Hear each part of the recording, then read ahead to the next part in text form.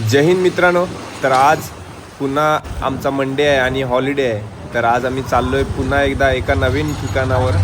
आणि आज आपण चाललो आहे ते म्हणजे किल्ले अर्नाळा. विरार पश्चिम येथे स्थित असलेला किल्ले अर्नाळा. आणि हे आहे आगाशी गाव. आणि इथून पुढे आम्ही चौघंजणं असतो आणि आजसुद्धा आम्ही चौघंजणंच आहोत. आणि हा अर्नाळ्याचा रस्ता म्हणजे आपण अर्नाळा बीच आहे तिथे ॲक्च्युली. तर बीचपासून मग बोटीतून प्रवास असतो. आणि बऱ्याच वर्षानंतर मी येतो आहे. खरं तर तिथे मी कराटे क्लास घेण्यासाठी जायचो आधी 3 महिने कंटिन्यू जायचो. आणि आता बऱ्याच वर्षांनी जवळपास 3-4 वर्षानंतर येतो आहे. आणि हे इथे बोट म्हणजे भेटेल आपल्याला. पूर्वी असं नव्हतं, बराचसा बदल झाला आहे. आणि हे आपले कोळी बांधव यांनी पूर्ण मच्छी वगैरे सुकत घातले इथे. आणि हा इथे ब्रिज बनवला आहे नवीन. पूर्वी खाली तिथे जी बोट लागली तशी बोटीत म्हणजे खाली पाण्यात उतरून मग बोटीत जावं लागायचं.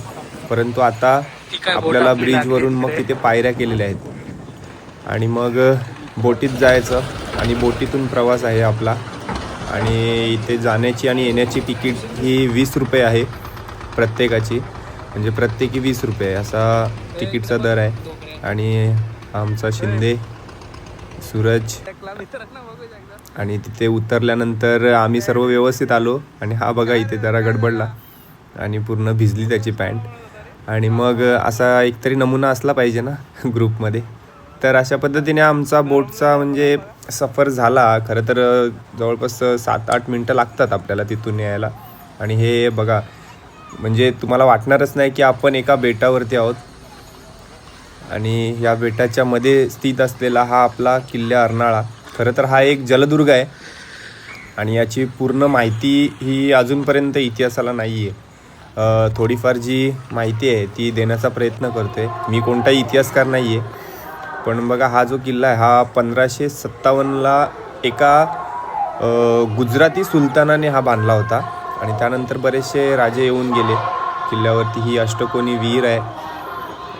सोबतच इथे आपलं त्र्यंबकेश्वराचं मंदिर आहे. आणि हे त्या काळातलंच आहे. त्यानंतर मग हा किल्ला 1737ला आपले जे बाजीराव पेशवे आहेत त्यांचे बंधू चिमाजी अप्पा त्यांनी हा पुन्हा जिंकला. आणि मग आपल्या स्वराज्यात आला होता. आणि ह्या किल्ल्यामध्ये एक दर्गासुद्धा आहे, त्याचं बांधकाम चालू होतं. आणि मंदिरं आहेत, 2 मंदिरं आहेत. एक दत्ताचं मंदिर आहे आणि एक शंकराचं मंदिर आहे.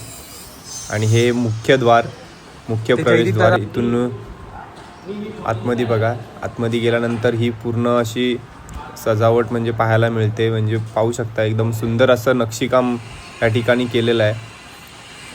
आणि हे जे बांधकाम आहे हे अजूनही जसंच्या तसंच आहे. कुठल्याही प्रकारचं म्हणजे नवीन टचअप नाही दिलं आहे. फक्त हे जरा मनाला भावतं नेहमीच कुठल्याही किल्ल्यावर गेल्यानंतर हे जे नावं वगैरे लिहिणारे जे नमुने आहेत हे भेटले पाहिजेत. खरं तर आपल्या प्रशासनाचं सुद्धा लक्ष नाही आहे मला वाटतं. हे बघा हे हार्ट वगैरे काढून ठेवलेत. याची गरज नाही आहे इथे काढायची. खरं तर ही जागाच नाही. ही आपल्या स्वराज्यातील एक ठेवा आहे आपल्या मावळ्यांचा. तर तो आपण जतन केला पाहिजे, जपला पाहिजे. पूर्वी आमच्या इथे मोहिमासुद्धा व्हायच्या गडमावळा प्रतिष्ठानांतर्गत. आता सध्या मला वेळ नाही मिळत. आणि हे जे प्रवेशद्वार जे खाली होतं तेच हे त्याचा वरचा भाग आहे हा. आणि तिथे आपला भगवा ध्वज. आणि इथून त्याच प्रवेशद्वाराच्या वरती तिथून हा एक रस्ता निघतो. आमचा GD आधीच गेलेला. आणि हा एक म्हणजे वरून अटॅक करण्यासाठी किंवा लक्ष देण्यासाठी हा एक दरवाजा आहे. तर अशा प्रकारचा हा स्ट्रक्चर आहे पूर्ण मुख्य प्रवेशद्वाराचा. आणि हा संपूर्ण किल्ला तसं बघायला गेला तर हा चौकोनी किल्ला आहे. आणि बाजूने तटबंदी आणि मध्ये त्याचे म्हणजे जे अवशेष आहेत ते अजूनही दिसतात. परंतु काय राहिलं नाही, पूर्ण नष्ट झालेले आहेत ते. आणि थोडीशी प्रशासनाला विनंती असेल की जरा लक्ष दिलं पाहिजे या किल्ल्यांकडे. कारण की बरेचसे घाणेरडे प्रकार इथे पाहायला मिळतात. आणि हे बाजूलाच एक मंदिरसुद्धा आहे. आणि ही आपली आई जीवदानी माता म्हणजे एकदम स्पष्ट दिसते त्या किल्ल्यावरून. तर मी हे सांगत होतो की इथे एक चोर रस्ता जातो. चोर रस्ता म्हणजे हा सुद्धा म्हणजे बुरुजावरूनच रस्ता आहे. आणि हा जो रस्ता आहे तो थोडासा म्हणजे डिफरंट आहे. येता जात जर तुम्ही येताय तर मग टॉर्च लावून म्हणजे टॉर्चचा वापर करूनच आतमध्ये जा, कारण की साप वगैरे कुठे ना कुठे लपलेले असू शकतात, म्हणून कुठल्याही गडकिल्ल्यांवर जाताना काळजी घ्या. आणि हा जो रस्ता आहे हा मागील महादरवाजावरती म्हणजे महादरवाजामध्ये निघतो आणि हा म्हणजे डायरेक्ट किल्ल्याच्या बाहेर जाणारा जो रस्ता आहे तो रस्ता आहे हा. म्हणजे दाखवतो मी तुम्हाला. आता बघा, हे आलं आपलं जे महादरवाजा आहे बाहेर जाणारा.